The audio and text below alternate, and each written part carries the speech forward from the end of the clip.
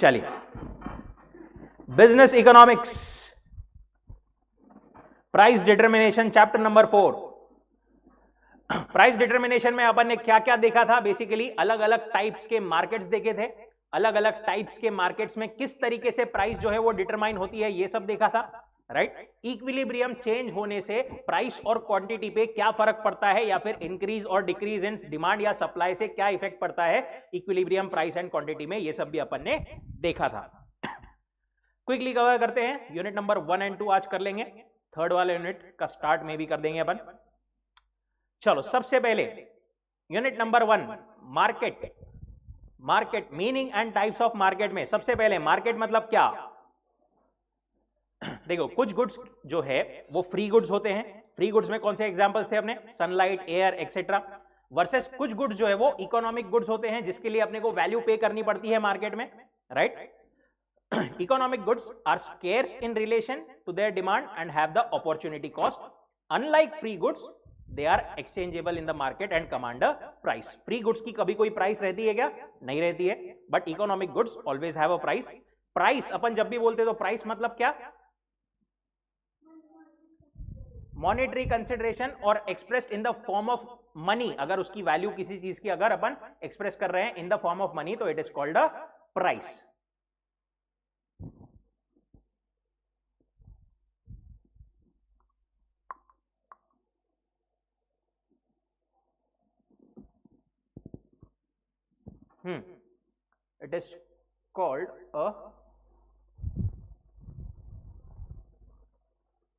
It is called a price.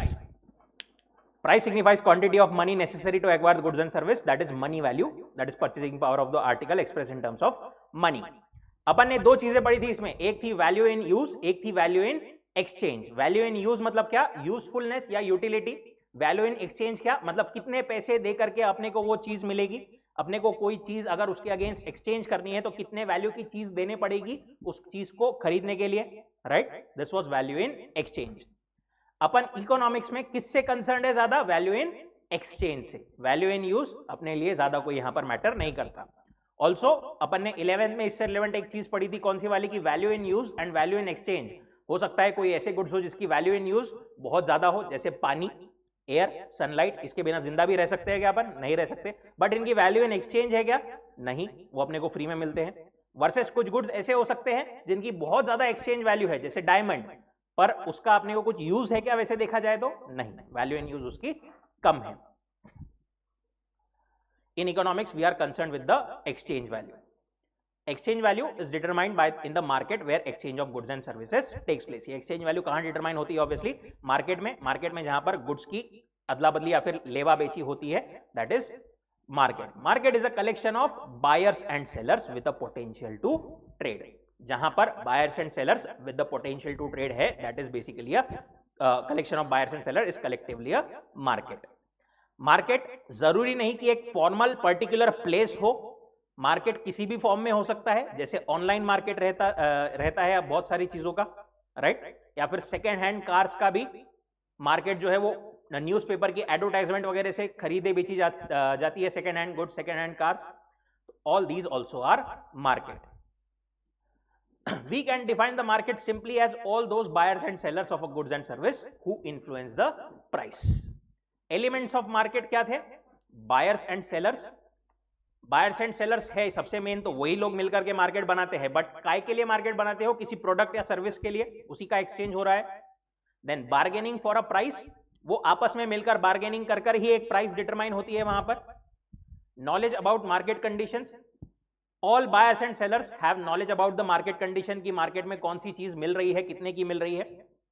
And one price for a product और a service at a given time. एक time पर एक चीज की एक ही प्राइस है, ओके। फॉर एग्जांपल ये मोबाइल, ये वाला स्पेसिफिक ये वाला मोबाइल मार्केट में एक ही प्राइस पर 10,000 से फॉर एग्जांपल, तो 10,000 पर ही मिल रहा है। ऐसा नहीं कि यहां पर 10,000 वहां पर 25,000, राइट। थोड़ा बहुत वो अभी जो मतलब रियल वर्ल्ड में देखे तो डिस्काउंट्स एंड एवरीथिंग थोड़ा बहुत वो चेंज हो सकता है उसी रेंज में, but overall there should be one price at a given time.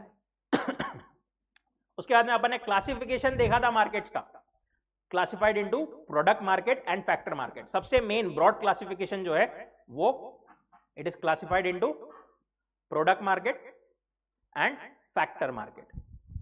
Product market में से कौन खरीदारी करता है? Consumer, house hold. Factor market में से बिजनेसेस, जो जनरली फैक्टर्स लेते हैं प्रोडक्शन के, जैसे लैंड, लेबर, कैपिटल, एंटरप्रेन्योर। इसके मार्केट को फैक्टर मार्केट बोला जाता है ब्रॉडली। प्रोडक्ट मार्केट को जो नॉर्मल प्रोडक्ट, कंज्यूमर गुड्स सब मिलते हैं, उसको प्रोडक्ट मार्केट बोला जाता है। Product market are goods and services in which household buy goods and services they want from the firm. Consumer को याद रखिए, बहुत जगहों पर अपन हाउस होल्ड्स भी बोलते हैं। House holds is nothing but consumers, ठीक है। Factor markets in which firms by the resources they need. अभी अपन ने जो क्लासिफिकेशन था मार्केट का, वो अलग अलग बेसिस पर अलग अलग क्लासिफिकेशन देखा था। ज्योग्राफिकल एरिया के बेसिस पर, टाइम के बेसिस पर, nature of transaction, regulation, volume, type of competition के बेसिस पर। ज्योग्राफिकल एरिया के बेसिस पर अपन ने क्लासिफिकेशन देखा था 4: local market, regional market, national market and international market. Local market क्या था? With in a very local area, very remote area. Remote मतलब वेरी बेसिक एडजेसेंट एरियाज, जैसे लोकल एरिया और रीजन। जनरली वो काय के कौन से गुड्स के लिए रहता है? हाईली पेरिशेबल गुड्स या बल्कि आर्टिकल्स। इसमें अपन ने एग्जांपल लिया था फर्नीचर। हो सकता है आपने को 1000 रुपए सस्ता मुंबई में मिल रहा हो, बट मुंबई से यहां पर लाना अपने लिए बहुत ज्यादा ट्रांसपोर्टेशन कॉस्ट लग जाएगा, राइट? तो goods which are highly perishable and बल्कि, उनके लिए लोकल मार्केट रहता है, transport of which is uneconomical.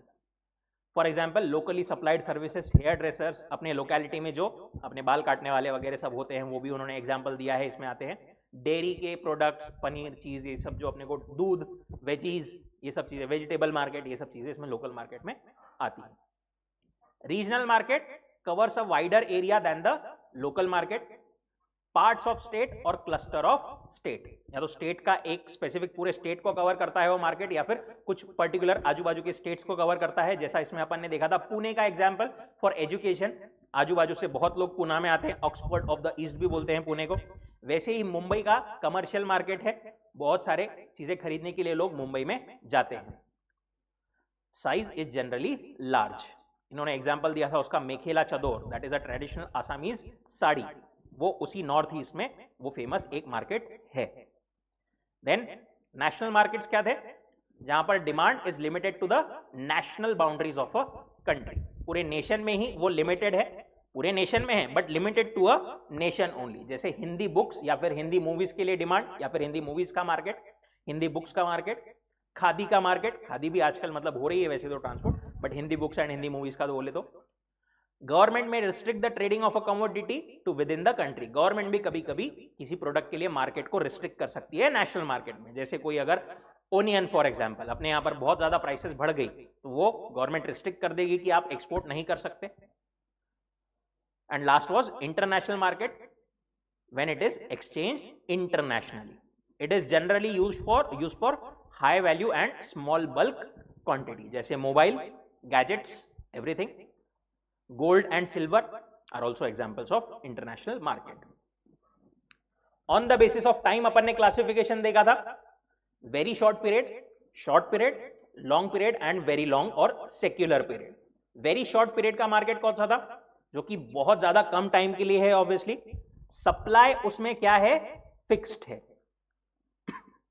Very short period में supply जो है वो fixed रहता है, वो increase या decrease नहीं किया जा सकता।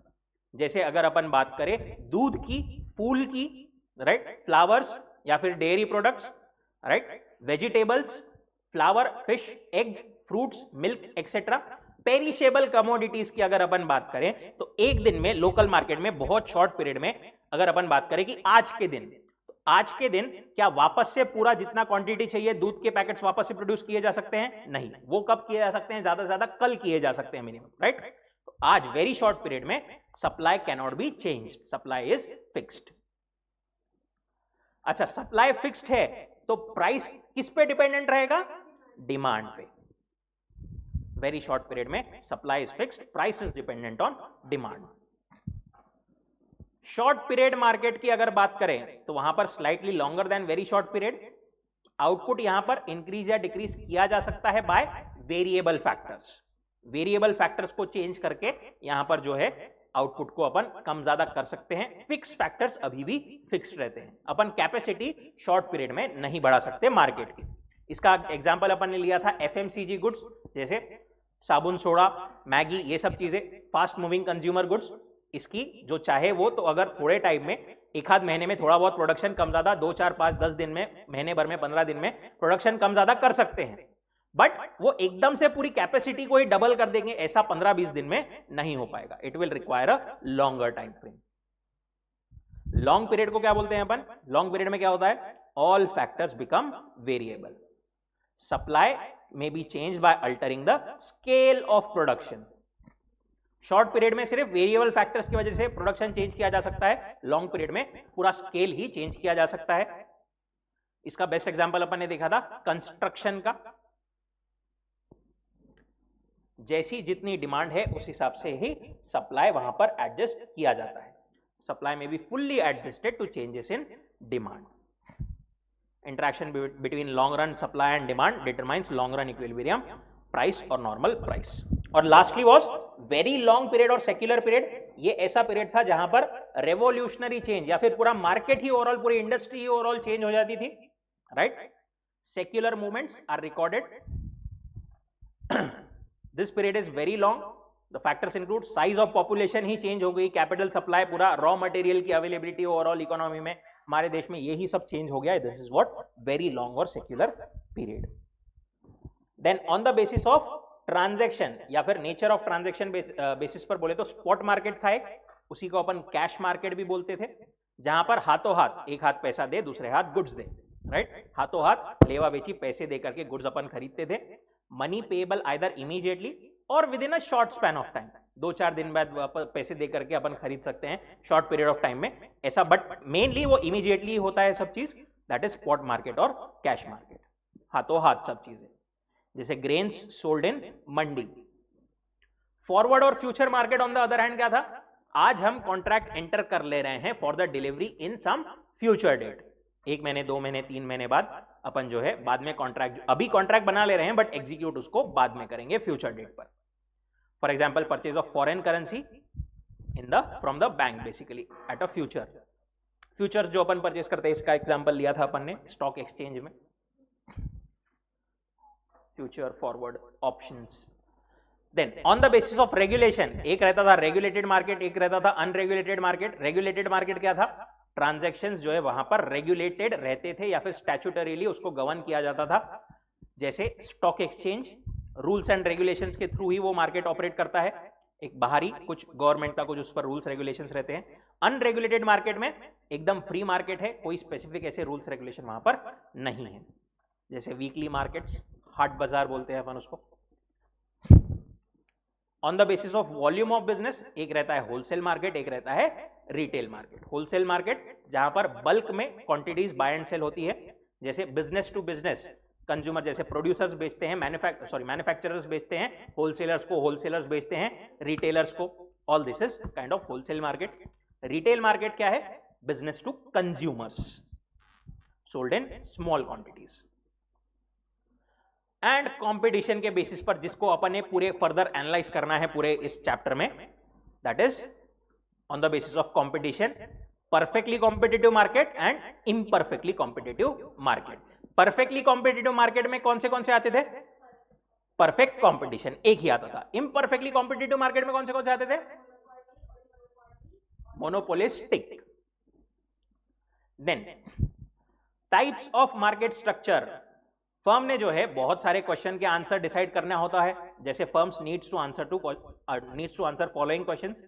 कितने मेरे कॉम्पिटिटर्स है? मैं प्राइस चेंज करूंगी अगर मार्केट में, तो फिर मेरे कॉम्पिटिटर्स भी चेंज करेंगे क्या? या फिर मैंने मार्केट में प्राइस बढ़ाई तो क्या होगा, प्राइस कम की तो क्या होगा, कुछ अफेक्ट पड़ेगा क्या? If it reduces the price will other firms also follow, and many such other related questions. इन सब के आंसर उसको डिटरमाइन करने के लिए उसको पहले ये देखना पड़ेगा कि वो कौन से टाइप के मार्केट में है। जैसे परफेक्ट कंपटीशन में है तो it cannot afford to change a price even by little amount, but monopoly में it can change as it like, different in different circumstances. अब अपन मार्केट जो है, वैसे तो 1000 टाइप्स के अलग अलग मार्केट्स होते हैं, बट अपन ने यहां पर अपने सिलेबस में और मेनली जो मार्केट अपने को डिस्कस करने हैं वो सिर्फ 4 है: perfect competition, monopolistic competition, monopoly and oligopoly. Perfect competition का एग्जांपल बताओ क्विकली, बिना देखे यहां पर। पोटैटो, हाँ वही मतलब वेजीज मार्केट, सब्जी बाजार। ओके, मोनोपोलिस्टिक का कौन सा था?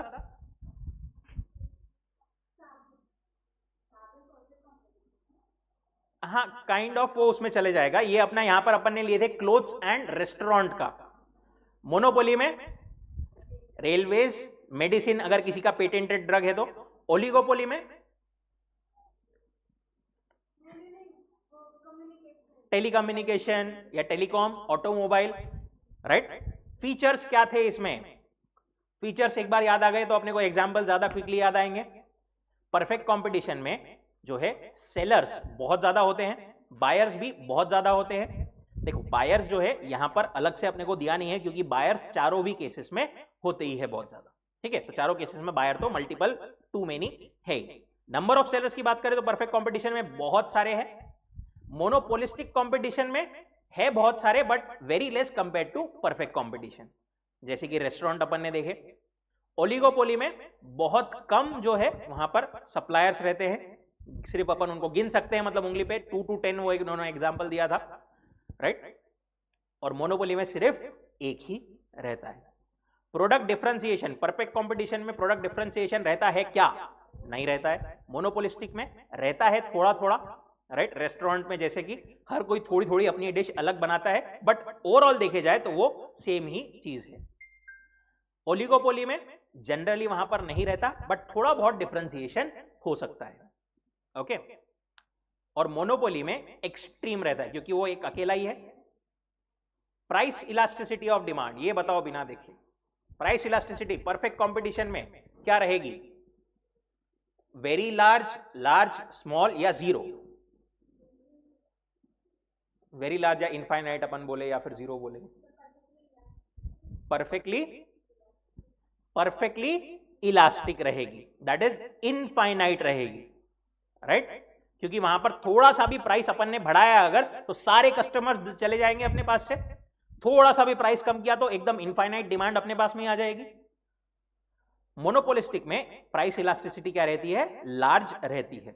रेस्टोरेंट्स ने प्राइस बहुत ज्यादा किसी ने बढ़ा दिए तो उसकी जो डिमांड है वो थोड़ी बहुत कम, सिग्निफिकेंटली अपन बोले तो कम हो जाएगी।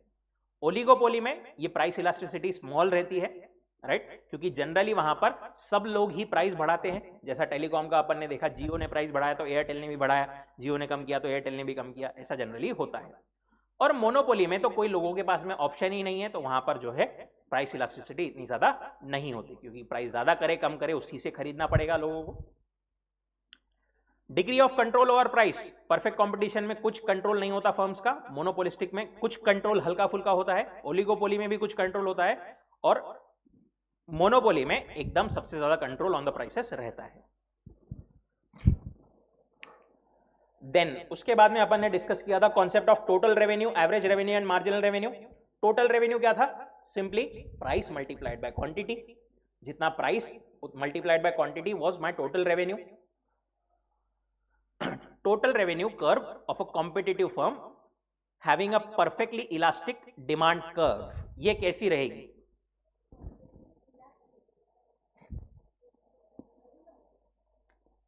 टोटल रेवेन्यू कर्व देखो, परफेक्टली इलास्टिक डिमांड कर्व किसकी रहती है? Perfectly elastic competition, perfectly elastic demand curve रहेगी परफेक्ट कंपटीशन की, बरोबर। परफेक्ट कंपटीशन में क्या वो प्राइस चेंज कर सकता है? नहीं कर सकता। तो उसका जो टोटल रेवेन्यू है वो काय पे डिपेंड करेगा? क्वांटिटी पे या आउटपुट पे ही डिपेंड करेगा। प्राइस और क्वांटिटी की बात कर रहे हैं अपन, प्राइस और क्वांटिटी मिलकर के टोटल रेवेन्यू बताता है। अब परफेक्ट कंपटीशन में प्राइस पे कंट्रोल नहीं रहता है फर्म का, वो सिर्फ क्वांटिटी से जो है कम ज्यादा करके अपने टोटल रेवेन्यू को चेंज कर सकता है। अगर वो क्वांटिटी अगर अपन यहां पर देखें तो क्वांटिटी अगर ज्यादा करेगा सोल्ड तो उसका टोटल रेवेन्यू ज्यादा होगा कम होगा? क्वांटिटी सेल ज्यादा करेगा, प्राइस तो सेम ही है तो टोटल रेवेन्यू उसका बढ़ेगा, और ज्यादा क्वांटिटी सेल करेगा तो और ज्यादा रेवेन्यू बढ़ेगा। ये ऐसे अगर अपन पॉइंट्स उसके लेते गए तो it becomes something like this, that is total revenue curve in perfect competition is straight line on the मतलब rising line on the from left to right.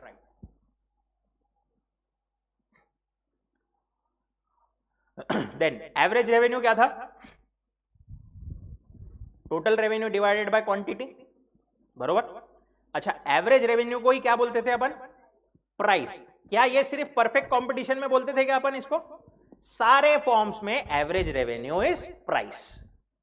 Revenue earn per unit of output, it is nothing but the price of one unit. और we can say average revenue is equal to price. कैसे derive किया था वगैरह सब देखा था अपन ने उसमें. AR is equal to P into Q, that is total revenue upon quantity. Q cancel और average revenue is equal to price. Marginal revenue की बात करें तो मार्जिनल रेवेन्यू क्या था? एडिशनल क्वांटिटी सोल्ड से अपने को कितना रेवेन्यू मिल रहा है, that is what my marginal revenue. Change in total revenue resulting from the sale of additional unit of commodity. MR is equal to change in TR upon change in quantity. इसमें एक और छोटा सा concept अपन ने जब भी देखा था, इस पे कभी कभी क्वेश्चन भी आता है. एक चीज बताओ, मेरे को दिया है 7th यूनिट का मेरा रेवेन्यू था, total revenue was at 7, total 7 units पे टोटल रेवेन्यू था मेरा 100. 8th पर था 120, 9th पर था 130, 10th पर था 135 समझ लो. ओके, अब मेरे को ये बताओ 9th टू 10th यूनिट का मेरा मार्जिनल रेवेन्यू कितना है? 5, राइट. अगर आपको डेटा ऐसा नहीं दिया है ये वाला, अब आपको पूछा है कि आपका marginal revenue eight 10th unit कितना है, अब बताओ, तो आप कितना बताओगे? 35. हाँ, मतलब वही बहुत बार लोग जो गलतियां करते हैं डायरेक्ट 35 बोलते हैं, जो कि गलत है. 35 नहीं है. 10th यूनिट का कितना रहेगा? 35 डिवाइडेड बाय 7 से 10, दैट इज 3. जो भी आंसर आता है 11, 12 जो भी पॉइंट में, वो आंसर आपका रहेगा मार्जिनल रेवेन्यू. और आपको अगर सिंपली पूरी क्वांटिटीज 1 by 1 दी है तो आप ये वाला फॉर्मूला यूज कर सकते हो, MR एट n माइनस एक क्वांटिटी 10th माइनस 9th वाले का.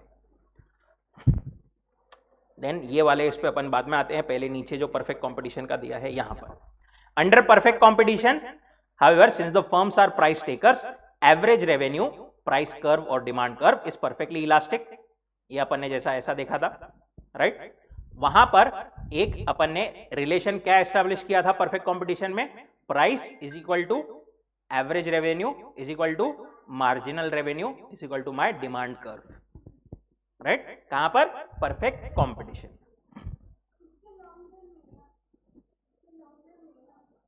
और आएंगे अपन उस पर लॉन्ग रन, शॉर्ट रन सब, वो यूनिट नंबर 3 में. अब अपन बात करते हैं काय की? इम्परफेक्ट कंपटीशन की. ये था परफेक्ट कंपटीशन के बारे में, राइट. परफेक्ट कंपटीशन के बाद में इम्परफेक्ट कंपटीशन में क्या होता था? इम्परफेक्ट कंपटीशन में, परफेक्ट कंपटीशन में अपने को क्वांटिटी 1, 2, 3, 4, 5. परफेक्ट कंपटीशन की बात करूं, यहां पर अगर एक चीज की प्राइस 10 है, मेरे को 2 क्वांटिटी बेचना है तो भी प्राइस क्या रहेगी? सेम ही रहेगी. 3 क्वांटिटी बेचना है तो भी सेम, 4 क्वांटिटी तो भी सेम, प्राइस जो है मेरी सेम ही रहेगी.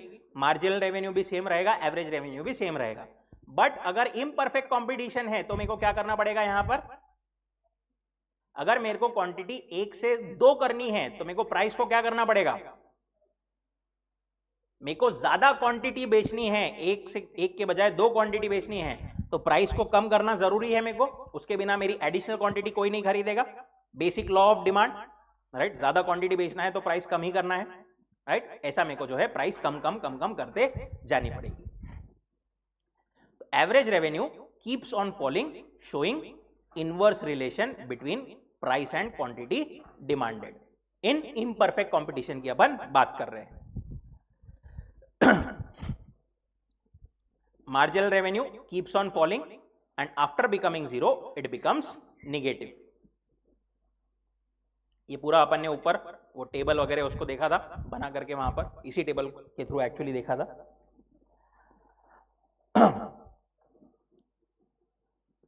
ये वाला अपना एवरेज रेवेन्यू जो है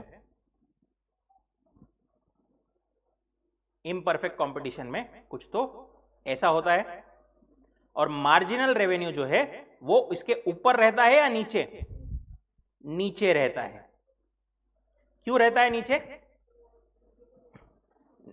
नेगेटिव हो जाता है. मार्जिनल रेवेन्यू ज्यादा रेट से गिरता है कंपेयर टू एवरेज रेवेन्यू. इसका भी लॉजिक देखा था अपन ने, याद है क्या?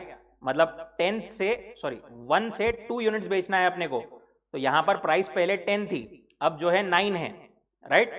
तो यहां पर 2 क्वांटिटी बेची अपन ने 18 रुपए में, तो यहां पर अपना जो टोटल प्राइस है वो इसका पहले यूनिट का भी एक चीज कम हुई और सेकेंड यूनिट का भी कम हुआ. मार्जिनल रेवेन्यू जो है अपना ज्यादा रेट से गिरता है compare to what? Average revenue.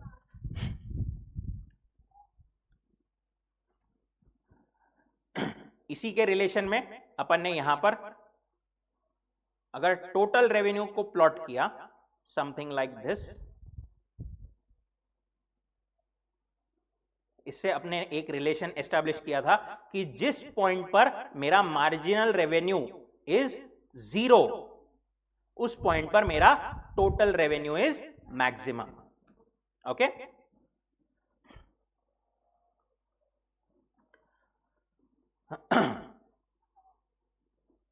now for any falling average revenue price schedule, falling average revenue और price schedule, again important point, मैंने यहां पर आपको बोला था कि imperfect competition को वो और क्या बोलते हैं? falling average revenue और falling price schedule. और perfect competition को क्या बोलते हैं? constant average revenue और price schedule.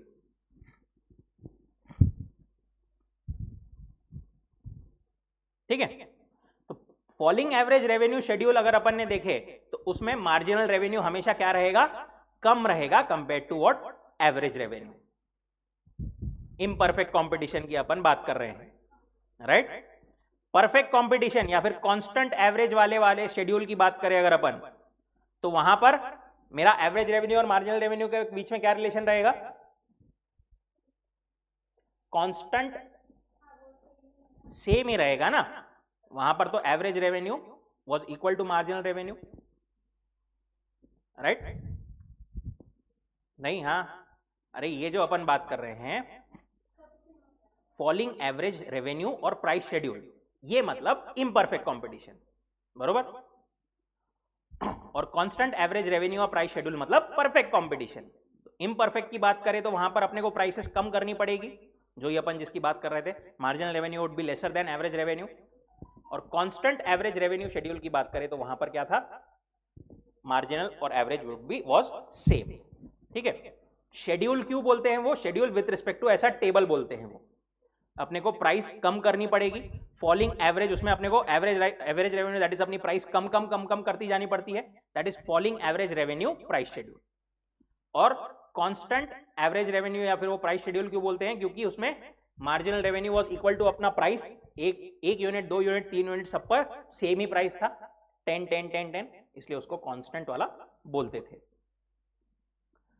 Okay, marginal curve lies below the AR curve, ये तो अपन ने देखा, showing that marginal revenue declines more rapidly than average revenue.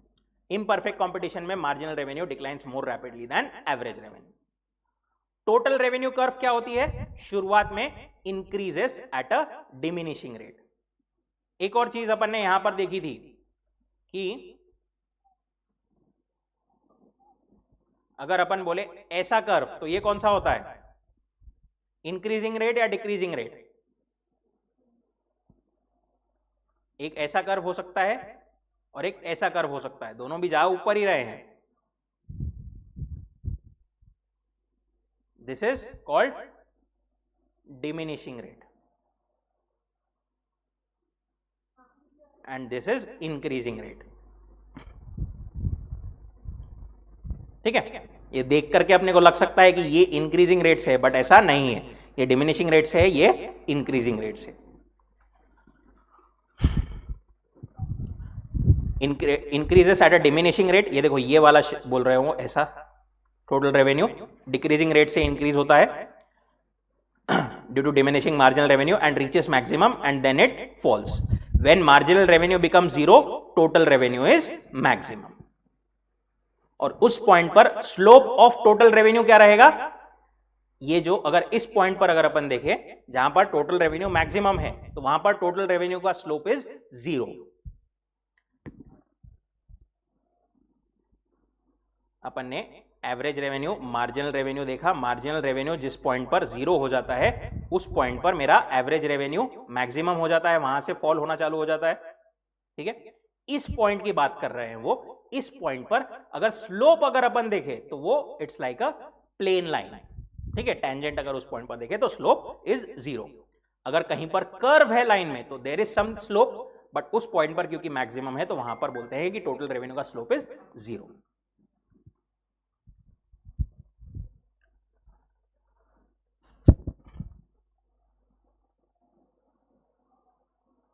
ठीक है,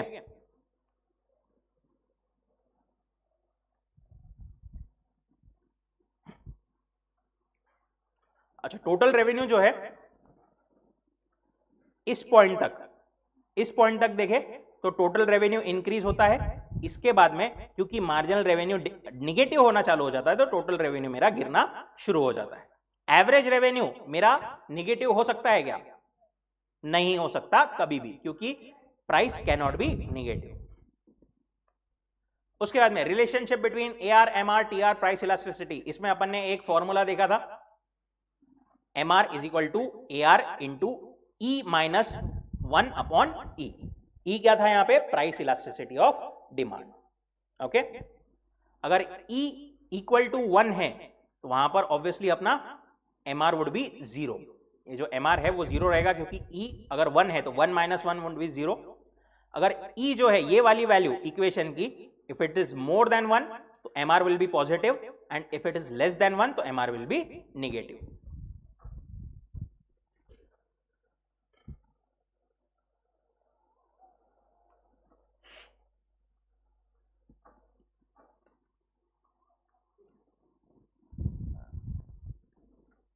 It follows that marginal revenue corresponding to the middle point of the demand curve or AR curve will be 0. अच्छा नीचे वाला पहले यहां पर. अच्छा एक और चीज थी, याद है क्या, इलास्टिसिटी को अपन कैसा क्या लिखते थे, नहीं लेते थे वहां पर, सिर्फ एब्सोल्यूट वैल्यू जो अपन है लेते थे E की, लेस देन 1, 0.5.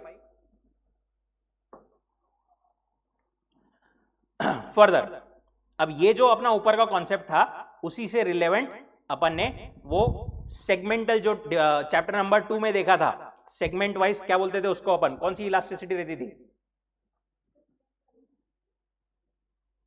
एक लाइन पर डिमांड, अब मैं नाम नहीं बोलता ना, वो डिमांड कर्व रहती थी. डिमांड कर्व पे बीच में वाले पॉइंट पर elasticity was lower segment upon upper segment. हाँ, it follows that marginal revenue corresponding to the middle point. अगर मिडल पॉइंट अगर अपन डिमांड कर्व पे देखें तो वहां पर इलास्टिसिटी क्या रहेगी, 1 रहेगी. उसके नीचे जो है it would be less than 1, उसके ऊपर जो है it would be more than 1. ठीक है, upper portion where the elasticity is more than 1 marginal revenue will be positive. ये क्या बोलते हैं, ये काइंड ऑफ अपना डिमांड कर्व या एवरेज रेवेन्यू हो गया. ओके, ये जो है अपना मार्जिनल रेवेन्यू हो गया. ओके, इम्परफेक्ट कंपटीशन की ही बात कर रहे हैं अपन. जिस पॉइंट पर मेरा मार्जिनल रेवेन्यू इज 0, ये वाले पॉइंट पर, उस पॉइंट पर मेरा total revenue is maximum again, right. तो जहां पर भी मेरा इलास्टिसिटी इज मोर देन 1 वहां पर मेरा total revenue would B rising. ये वाले फिगर में जहां पर भी मेरा इलास्टिसिटी इज लेस देन 1 मेरा total revenue would be falling. और जहां पर मेरा elasticity is equal to 1 there would be total revenue would be my maximum. ठीक है,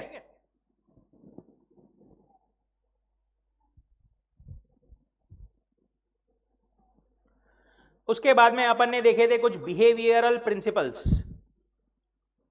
ठीक है, नहीं, बिहेवियरल प्रिंसिपल्स देखे थे अपन ने दो। एक तो firm should not produce at all if its total variable costs are not met. अगर फर्म की वेरिएबल कॉस्ट ही कवर नहीं हो रही है तो उसने प्रोड्यूस नहीं करना चाहिए, दैट इज शट डाउन कर देना चाहिए। शट डाउन पॉइंट क्या था? Where the price is equal to average variable cost. जहां पर प्राइस जो है मेरा एवरेज वेरिएबल कॉस्ट तक चले जा रहा है, एवरेज वेरिएबल कॉस्ट पे, उस पॉइंट पर मैंने शट डाउन कर देना चाहिए। उसके नीचे अगर जा रहा हूं मैं तो it would be total disaster, मतलब वहां पर प्रोडक्शन या फिर कंटिन्यू करने का कोई मतलब नहीं बनता, क्योंकि इट वुड बी लाइक अपन अपने पैसे लगा करके वहां पर प्रोडक्शन कर रहे हैं। अगर मेरा एवरेज वेरिएबल कॉस्ट से थोड़ा ऊपर है, देखो एक है मेरा एवरेज वेरिएबल कॉस्ट, एक है मेरा टोटल कॉस्ट, ओके, या फिर एवरेज कॉस्ट अगर मैं टोटल में बोलूं तो अगर मेरा एवरेज वेरिएबल कॉस्ट से ज्यादा मेरा प्राइस है, मैं कमांड कर सकता हूं, बट टोटल कॉस्ट से कम है, तो उस केस में मैंने प्रोडक्शन करना चाहिए या नहीं करना चाहिए?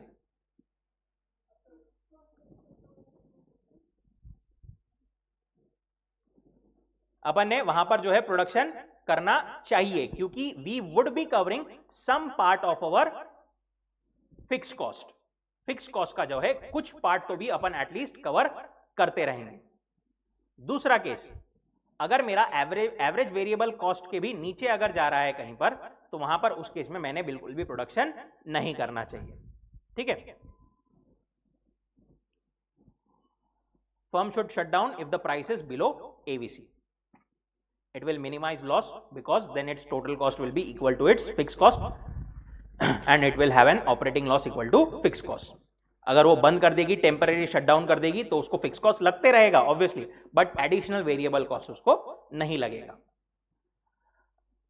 Sunk cost is a fix, ठीक है, ये भी अपना इतना ज्यादा इंपॉर्टेंट नहीं है। This means that the minimum average variable cost is equal to the shutdown price. वापस से कि ठीक है, shutting down is temporary and does not necessarily mean going out of business. Simple point इसका एक ही है कि मेरा एक एवरेज वेरिएबल कॉस्ट है, एक मेरा टोटल कॉस्ट है, ठीक है। फॉर एग्जांपल ये मेरा टोटल कॉस्ट कर्व है, एवरेज टोटल कॉस्ट अगर अपन बोले तो, एक है मेरा वेरिएबल कॉस्ट कर्व, ये इंटरसेक्ट होता है, मैं उतना ज्यादा ये नहीं देख रहा हूं, ठीक है। अब अगर मेरा एवरेज वेरिएबल कॉस्ट के नीचे अगर मेरा प्राइस है तो मैंने शट डाउन कर देना चाहिए। इनफैक्ट जहां पर मेरा average variable cost is equal to my average revenue that is price, उसी पॉइंट पर शट डाउन कर देना चाहिए, क्योंकि मेरे को कुछ भी वहां पर नहीं मिल रहा है, बरोबर। तो इतना सब कुछ प्रोडक्शन करके भी काय को प्रोडक्शन करूं मैं, कुछ भी नहीं मिल रहा है, तो बेटर टू शट डाउन। उसके नीचे है तो ऑब्वियसली शट डाउन करना ही चाहिए, बट एवरेज वेरिएबल कॉस्ट के ऊपर अगर मेरा प्रोडक्शन है तो उस पर मैंने प्रोडक्शन कंटिन्यू करना चाहिए, क्योंकि मेरा फिक्स कॉस्ट का कुछ पार्ट जो है मैं अभी भी कवर कर पा रहा हूं, ओके। और अगर मेरा एवरेज टोटल कॉस्ट के भी ऊपर अगर मेरा प्रोडक्शन हो रहा है उस केस में तो डेफिनेटली प्रोडक्शन करना ही चाहिए। उस केस में मैं क्या कमा पाऊंगा? Super profits. और एवरेज वेरिएबल कॉस्ट से ऊपर मैं क्या कमा रहा हूं? Normal profit. दूसरा प्रिंसिपल था कि firm will be making maximum profits by expanding output to the levels where marginal revenue is equal to the marginal cost. एक था अपना मार्जिनल रेवेन्यू, ऐसा एक था अपना मार्जिनल कॉस्ट, ठीक है। कर्व रहता है वो, बट अपने ईस्ट के लिए उन्होंने स्ट्रेट लाइंस दी हुई है।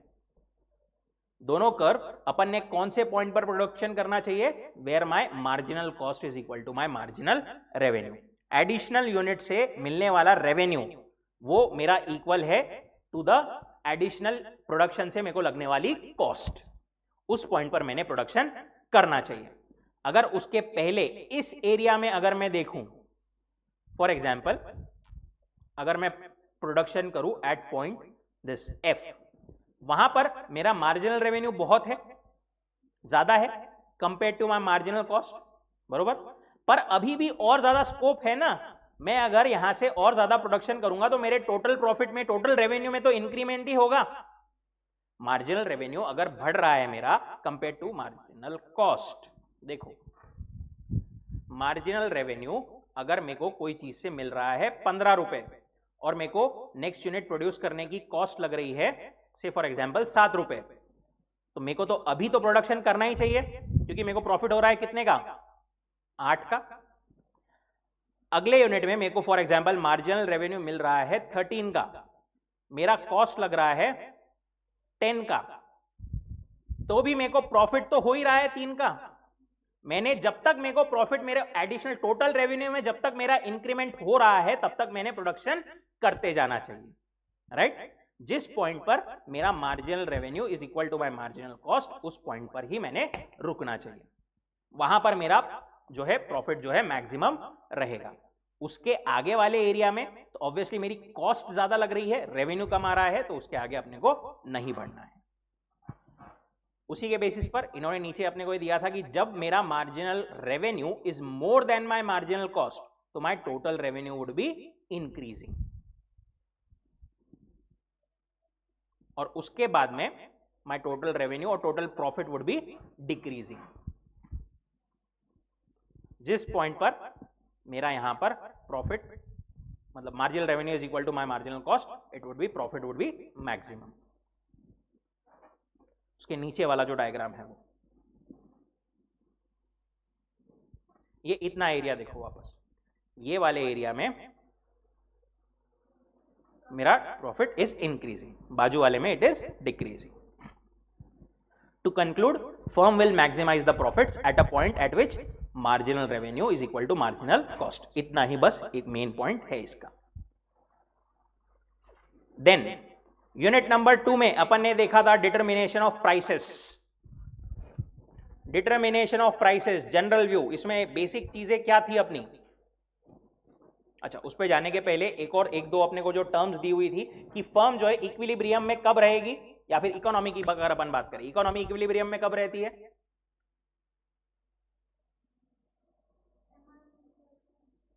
बेसिक एकदम इक्विलिब्रियम अपना कब रहता है, supply is equal to demand, right. जब मेरा demand would be equal to the supply, उस पॉइंट पर we would be in equilibrium. उसी को अपन क्या बोलते थे, मार्केट क्लियरिंग प्राइस भी बोलते थे। उस पॉइंट पर मार्केट जो है क्लियर हो जाता था। क्लियर हो जाता था मतलब ना तो एक्स्ट्रा की डिमांड बचती थी, ना ही एक्स्ट्रा का सप्लाई बचता था, ना ही देयर इज शॉर्ट सप्लाई, ना ही there is lack of demand. वहां पर जो है मेरा मार्केट जो है पूरा क्लियर हो जाता था। नो अनसोल्ड स्टॉक और नो अनसप्लाइड डिमांड। जैसे उन्होंने अपने को टेबल से दिया था, अगर अपन ने प्राइस 1 रखी तो वहां पर डिमांड बहुत है बट सप्लाई कम है। प्राइस 2 रखी तो वहां पर देयर वाज इक्विलिब्रियम। प्राइस ज्यादा करी और तो वहां पर डिमांड कम हो जाएगी, प्राइस सप्लाई बढ़ जाएगा। ऐसे जो है अलग अलग हो जाएंगे। तो अपना इक्विलिब्रियम मेन पॉइंट कौन सा है, ये वाला।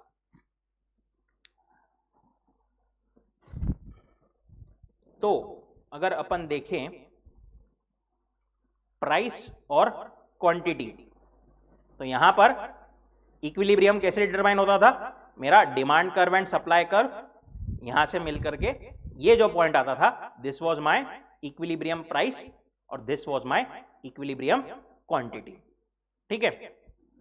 अगर मैं बोलता हूं कि there is an increase in my supply, तो कौन सी कर्व शिफ्ट होगी और कहां, सप्लाई की कर्व कौन सी है, ये वाली कि ये वाली, ये वाली जो है मेरी सप्लाई कर्व है। अगर मैं बोल रहा हूं इंक्रीज हो रहा है तो वो कहां शिफ्ट होगी, राइट वर्ड शिफ्ट होगी। अगर मैं बोल रहा हूं डिक्रीज इन सप्लाई तो लेफ्ट वर्ड शिफ्ट होगी। वैसे ही डिमांड कर्व भी right word shift for increase, left word shift for decrease.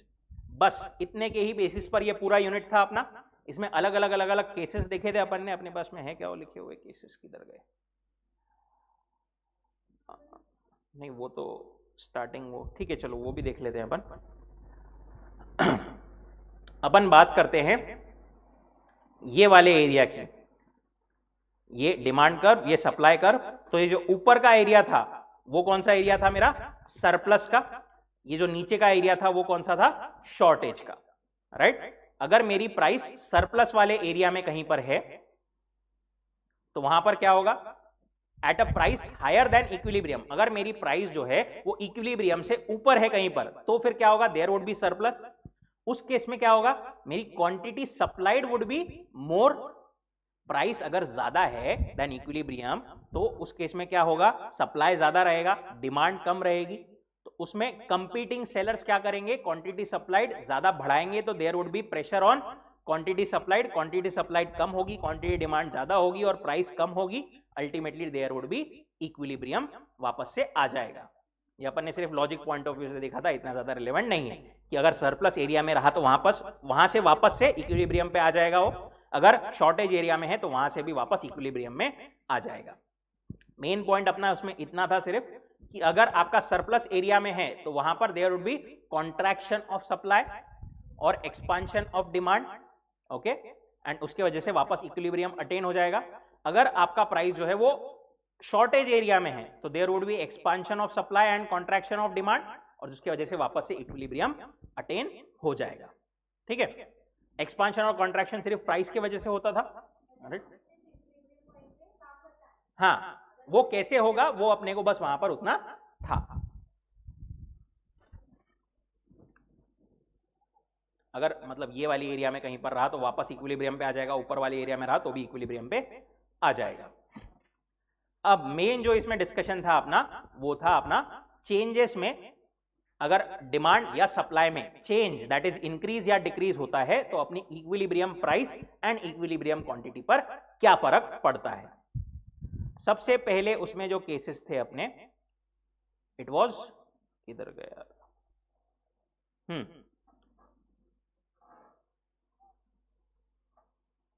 If there is a simply increase in demand, सिर्फ अगर डिमांड में इंक्रीज हुआ है, ये ग्रीन वाला अपना was the change, right? Demand में इंक्रीज हुआ है तो अपनी जो डिमांड कर्व है वो शिफ्ट हो जाएगी, इक्विलिब्रियम प्राइस बढ़ जाएगी, मेरी इक्विलिब्रियम क्वांटिटी भी बढ़ जाएगी, राइट? ये वाला इतना ज्यादा इंपॉर्टेंट नहीं था, इसको इग्नोर किया तो भी चलेगा कि अगर उस एरिया से फिर एक्सपांशन इन सप्लाई होगा या फिर जो भी सप्लाई कंपीटिंग सप्लायर्स रहेंगे वो वापस इक्विलिब्रियम पे लाएंगे, वो सिर्फ अपना लॉजिक का पॉइंट था।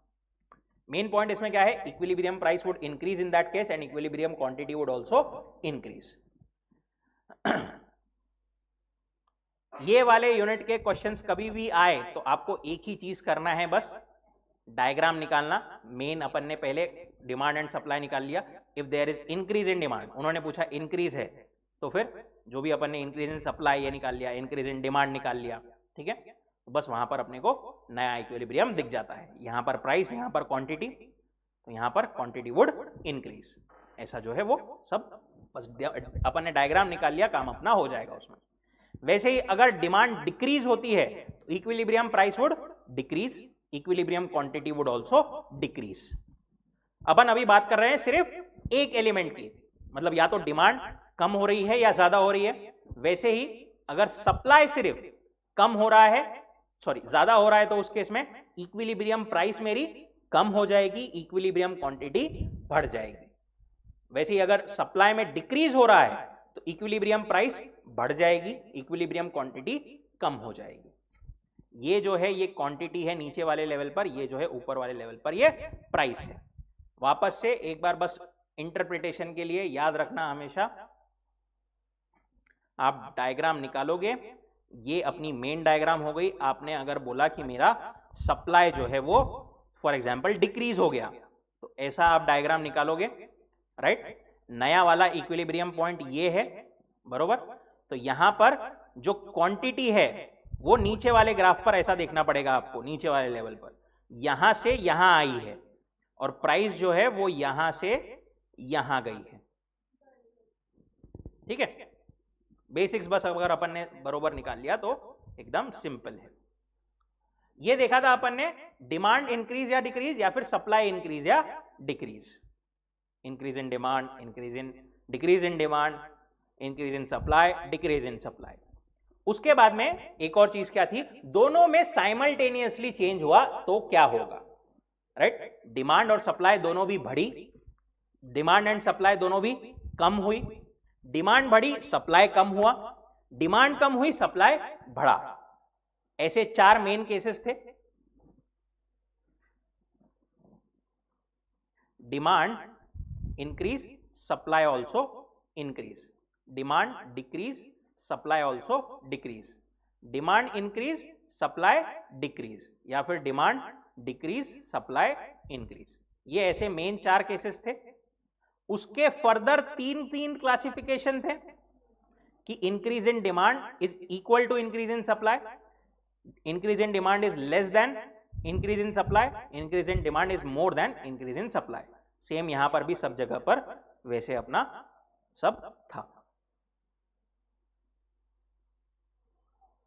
ठीक है, उसका भी अपन ने सबका एक एक केस बना बना करके यहां पर जो है देखा था कि अगर मेरा increase in demand is equal to, पहला केस कि डिमांड और सप्लाई दोनों भी बढ़ रही हैं, इंक्रीज इन डिमांड और इंक्रीज इन सप्लाई दोनों में इंक्रीजेस इक्वल अगर है तो मेरी इक्विलिब्रियम प्राइस जो है वो सेम रहेगी और मेरी इक्विलिब्रियम क्वांटिटी जो है वो बढ़ेगी।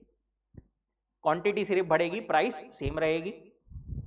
अगर मेरी increase in demand is more then my increase in supply तो मेरी इक्विलिब्रियम प्राइस जो है वो बढ़ेगी, बट इक्विलिब्रियम क्वांटिटी भी बढ़ेगी।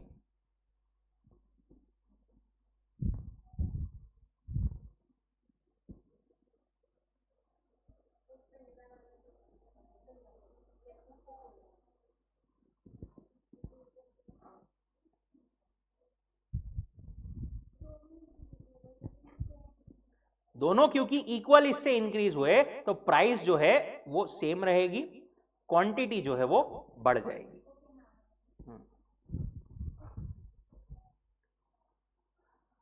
अगर increase in demand is less than increase in supply तो प्राइस जो है वो कम हो जाएगी, क्वांटिटी बढ़ जाएगी। ये लर्न मत करना, लर्न वैसे हो भी नहीं सकता, बस डायग्राम कैसे निकालना है उसके बेसिक्स वगैरह वो याद रखना। ठीक है, तो इसका एक जो अपन ने लास्ट में अपने को ये दिया हुआ था क्रक्स कि when both demand and supply increases तो उस केस में इक्विलिब्रियम क्वांटिटी हमेशा क्या होगी, इंक्रीज ही होगी, बट प्राइस जो है वो बढ़ भी सकती है, कम भी हो सकती है, सेम भी रह सकती है। जैसा अपन ने यहां पर देखा ऊपर कि अगर इक्वल इंक्रीज है दोनों में तो प्राइस वुड बी सेम, अगर डिमांड में इंक्रीज ज्यादा है तो प्राइस वुड इंक्रीज और डिमांड में इंक्रीज कम है तो प्राइस वुड डिक्रीज।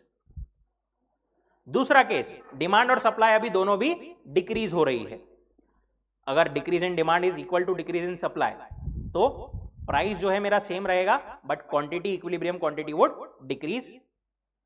अगर मेरा decrease in demand is more than my decrease in supply तो मेरा प्राइस गिरेगा but quantity would decrease only, और decrease in demand is less than my decrease in supply तो मेरी quantity still would decrease but price would increase. ठीक है, तो इसका अपन ने अल्टीमेटली अपने को क्या दिया था कि when both demand and supply decrease equilibrium की क्वांटिटी हमेशा डिक्रीज होगी, बट प्राइस के बारे में वी आर अनसर्टेन, बढ़ भी सकती है, कम भी हो सकती है, सेम भी रह सकती है।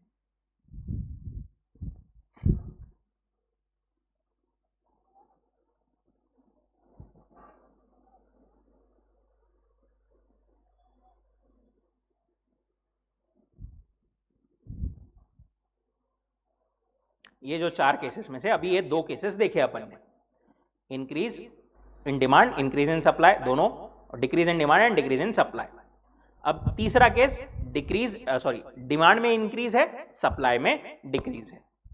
उस केस में क्या होगा, उस केस में वो नीचे बोलते हैं, एक बार पहले अपन देखते हैं कि when demand increases and supply decreases उस केस में इक्विलिब्रियम प्राइस हमेशा बढ़ेगी।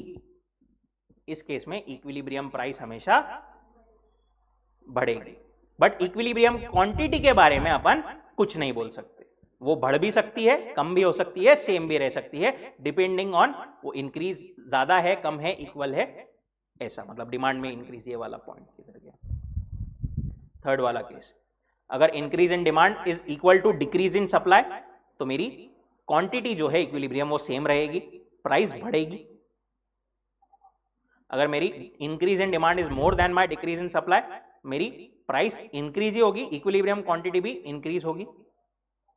और मेरा अगर increase in demand is less than my decrease in supply तो मेरी प्राइस इंक्रीज ही होगी बट क्वांटिटी डिक्रीज होगी। तीनों भी केस में प्राइस मेरी इंक्रीज होगी, quantity can be same, decrease और इंक्रीज। एंड लास्ट वाला जो केस था अपना कि डिमांड जो है वो डिक्रीज हो रही है, सप्लाई इंक्रीज हो रही है। उस केस में when demand decreases supply increases, equilibrium price क्या होगा, हमेशा फॉल होगा। But nothing can be said certain about equilibrium quantity. That was last वाला case, case 4। Demand decrease is equal to supply का इंक्रीज, तो मेरी प्राइस प्राइस कम होगी, क्वांटिटी सेम रहेगी। अगर decrease in demand is more then my increase in supply, तो मेरी प्राइस जो है कम होगी, क्वांटिटी भी कम होगी। और decrease in demand is less then decrease in increase in supply, तो उस केस में प्राइस डिक्रीज होगी, क्वांटिटी इंक्रीज होगी। इतना ही मेन पॉइंट था अपना ये यूनिट में। नेक्स्ट यूनिट चलो थोड़ा सा एक दो पेजेस देख लेते हैं बस। परफेक्ट कंपटीशन, अलग अलग मार्केट फॉर्म्स के बारे में अपने को यहां पर देखना था, और उसके शॉर्ट रन लॉन्ग रन में कैसे क्या होता है ये सब अपने को यहां पर दिया हुआ था। परफेक्ट कंपटीशन के केस में there are large number of buyers and sellers. पहले अपने को कुछ फीचर्स दिए हैं, पहले starting from first perfect competition. Perfect competition के फीचर्स क्या है, there are large number of buyers and sellers, all the shopkeepers are selling potatoes and product homogeneity. ये उन्होंने एक एग्जांपल दिया था कि प्रोडक्ट जो है सेम रहता है, हर कोई फॉर एग्जांपल पोटैटोज बेच रहा है, जैसे वेजिटेबल मार्केट्स वगैरह है, right. There are large number of buyers and sellers. Characteristics पे अगर अपन आए तो बेसिक मेन पॉइंट वापस से repeat, large number of buyers and sellers, share of each seller and share of each buyer is too small. हर किसी buyer and seller का जो शेयर है वो बहुत कम होता है, वो खुद से कुछ इन्फ्लुएंस मार्केट को नहीं कर सकता। They can not influence the price और डिमांड और supply. Then the product supplied by all firms are identical और आर होमोजीनियस। बाजी बाजार में सब लोग सेम भाजी ही, सेम चीजें ही सप्लाई करते हैं, राइट। होमोजीनियस प्रोडक्ट्स जो है वो सप्लाई करते हैं। They are perfect substitutes for each other. Goods must sell at single market price. Buyers का कोई प्रेफरेंस नहीं होता। Sellers also are quite indifferent for whom to they want to sell. वो किसी का मतलब प्रेफरेंस नहीं, अगर इसने नहीं खरीदा मेरे से तो क्या होगा, दूसरे और बहुत लोग हैं खरीदने के लिए, राइट। तो सेलर्स आर ऑल्सो इंडिफरेंट, तू नहीं खरीदेगा कोई बात नहीं, और बहुत सारे लोग हैं खरीदने के लिए। यहां पर कोई एंट्री के लिए बैरियर नहीं था, बैरियर था कि नहीं था, नहीं था। Free to enter the market और to go out of it, there was no special cost in the entry और एग्जिट। ये अगर अबाउ डेफिनेशन या फिर अबाउ 3 कैरेक्टरिस्टिक्स अगर फुलफिल हो जाती है तो they call it pure competition. उसके बाद में फर्दर और कैरेक्टरिस्टिक्स अपने को कुछ 3 दी थी which are attached to perfect competition. क्या बोलते हो कि perfect knowledge of market conditions होना चाहिए बायर्स एंड सेलर्स के पास में। सब लोगों को पता है कि कौन सी चीज कितने की मिल रही है मार्केट में, कौन से गुड्स अवेलेबल है। दूसरा, perfectly competitive markets have very low transaction cost. Normally companies को क्लाइंट्स एक्वायर करने रहे तो उसका भी अलग कॉस्ट लगता है कि भाई अपना क्लाइंट ढूंढो। आईटी कंपनीज वगैरह की अगर मैं बात करूं तो कौन खरीदेगा अपनी सर्विसेज, क्लाइंट ढूंढो, वहां पर कॉस्ट लगता है। परफेक्ट मार्केट में, भाजी बाजार में क्या उनको एक दूसरे को ढूंढना पड़ता है? नहीं, अपने आप ही they interact. There are no transaction और वेरी लो ट्रांजैक्शन कॉस्ट। और परफेक्ट कंपटीशन में all firms are individually are price takers. कोई भी प्राइस मेकर नहीं होता। अगर कोई भी सेलर अपने प्राइस से ज्यादा ऊपर, मतलब जो मार्केट की प्राइस है उससे ऊपर बेचना चाहे तो क्या होगा? He would be thrown out of the market. If any seller tries to raise the prices above that charged by the others, he would lose all his customers. ठीक है, price determination and everything upon continue करते हैं next lecture में। Thank you so much.